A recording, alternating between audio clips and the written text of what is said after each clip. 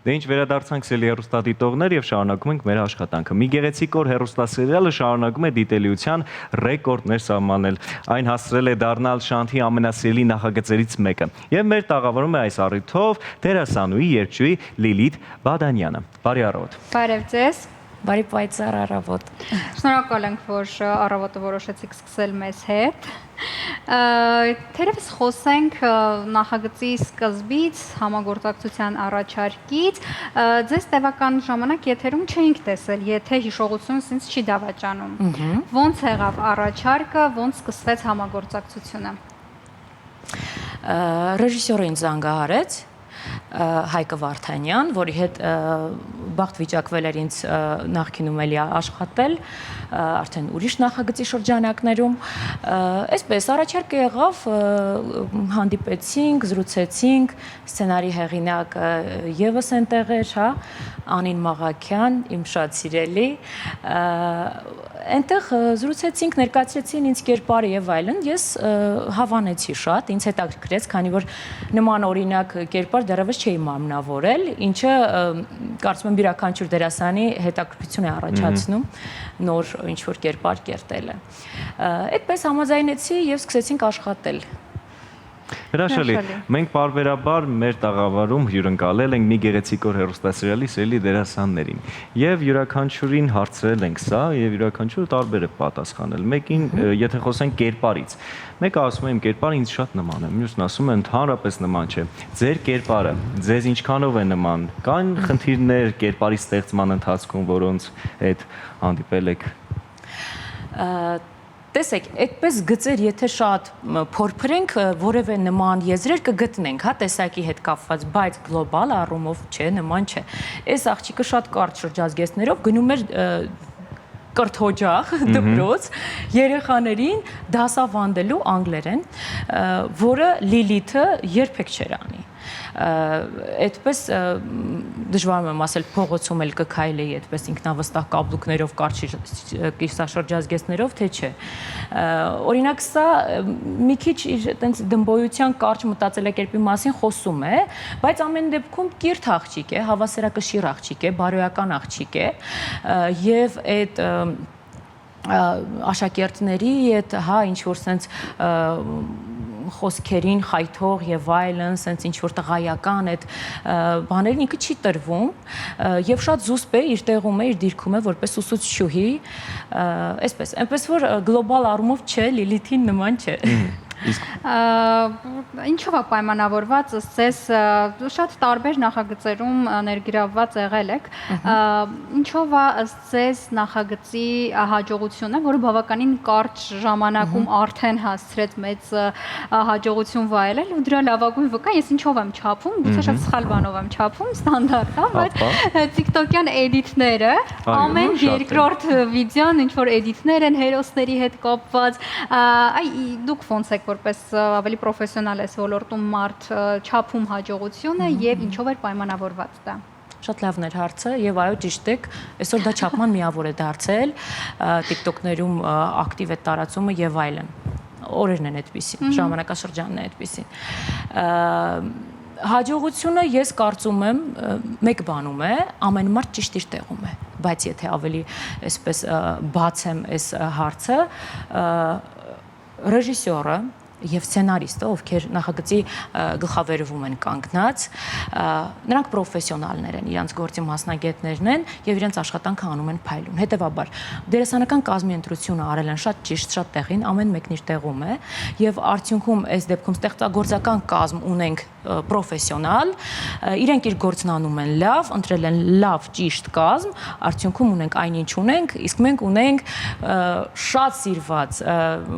բարձր ռեյտինգով հեռուստասերիալ, որը որ ամեն օր ինձ փողոցում, խանութներում, չգիտեմ, քայլելիս պարզապես մարդկանցից միայն ջերմ խոսքեր է բերում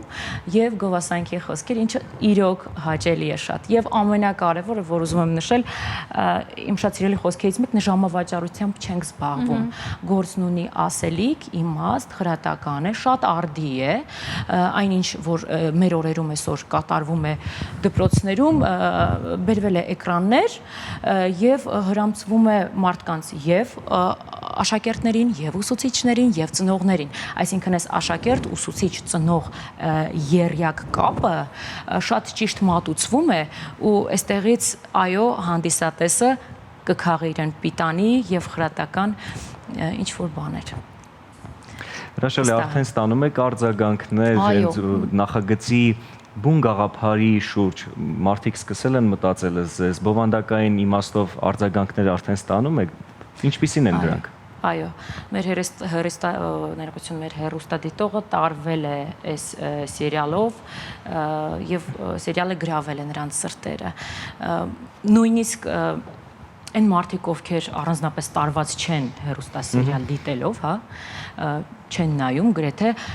մարդիկ կան ասում են, որ երբեք չեմ նայում սերիալ, բայց ձեր հեռուստասերիալը նայում եմ, որովհետեւ մի այլ թեթևություն եւ այլ բան կա մեջ այդ կրկնվող սցենարները չի, էլի։ Եթե մի բառով փորձենք ասեք, ներողություն, ո՞րն է գրավականը ձեզ այս հաջողության։ Եթե մի բառով փորձենք ձևակերպել։ Ողջ պրոֆեսիոնալ կազմի։ Հրաշալի։ Այ երբ որ Սարգիս Գրիգորյանին էինք հյուրընկալել այստեղ, խոսեցինք այն մասին, թե իր համար ինչն էր զարմանալի ծնող երեխա կապի հետ կապված, ինքն էլ որոշակի բացահայտումներ իր համար արել էր, կերպար ծնողի, ոչ թե իսկական դստեր ծնողի հետ կապված, այլ կերպարային տեսանկյունից ձեր համար կերպարից դուրս իրական կյանքի դեպքում ինչ որ բացահայտումներ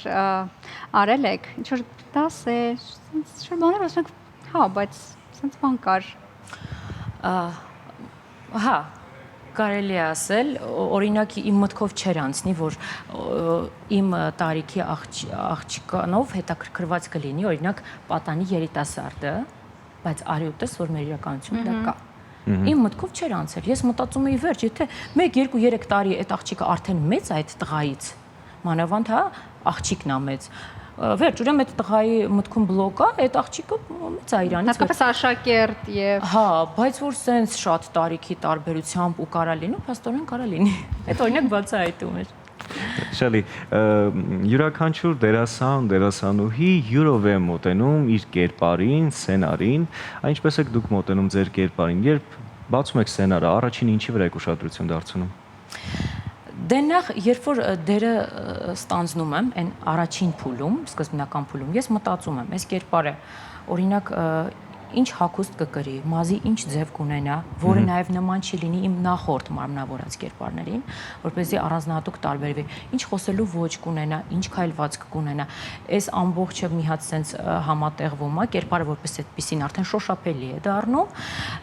այնուհետև փորձում ես դա ավելի ամրացնել, ավելի գույներ բերել եւ այլն, իսկ երկարատև սերիալը իդեպ այս առումով շատ հաջող է, որովհետեւ թույլ է տալիս ժամանակ ունես, հա, աշխատելու անդադ կերպարի մասով աշխատել,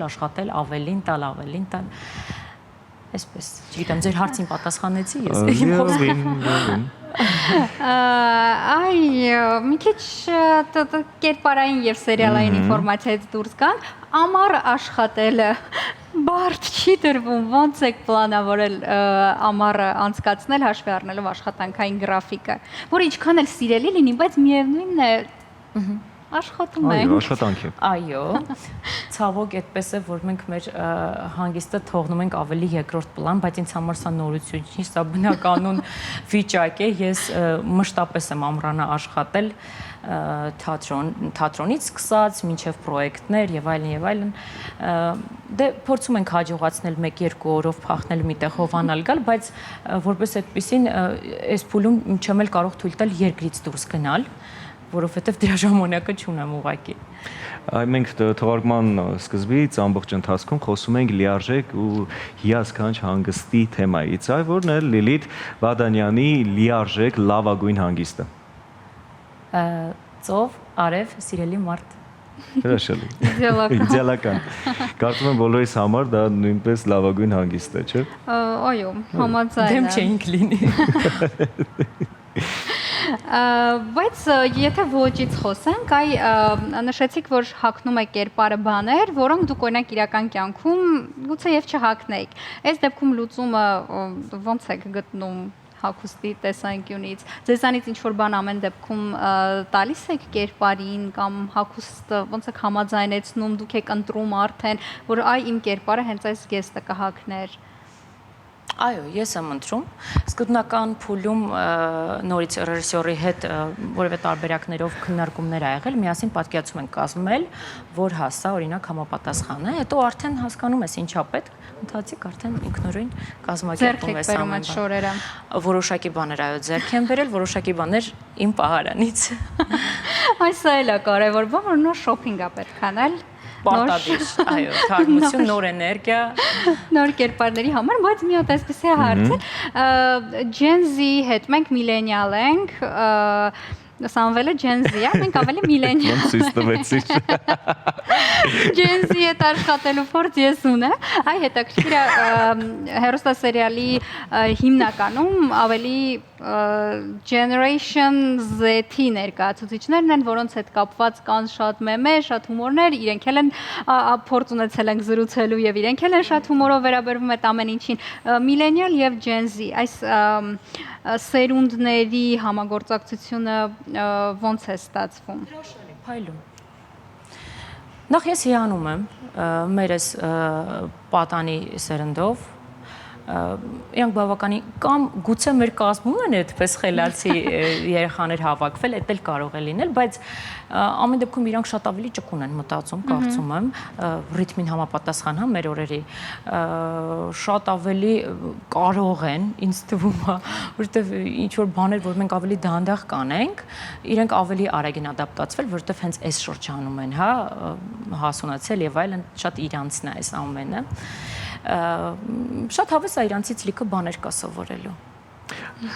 Շնորհակալություն սիրելի հեռուստադիտողներ, հիշեցնենք մեր տաղավարում մեր դերասանուհի երգչուհի Լիլիթ Բադանյանը, հետևեք մի գեղեցիկ կոր հեռուստասերիալի զարգացումներին, նորանոր զարգացումներ են սպասվում ձեզ, բացահայտումներ, գործողություններ, այնպես որ դիտեք չնայած արդեն իսկ դիտում եք։ Առաջ լինել, կարող եք 400 դրամ վճարելով մի քիչ շուտ դիտել Շանթ Digital-ի շնորհիվ, այնպես որ Լիլիթ ջան, ձեզ եւս մեկ անգամ շնորհակալ ենք, անկախ ամեն ինչից մաղթում ենք հրաշալի ամառ, թեկուզ մի քիչ աշխատանքային թող լինի։ Այո։ Իսկ մենք սիրելի հեռուստադիտողներ շարունակում ենք թողարկումը, մնացեք մեզ հետ։ Այո։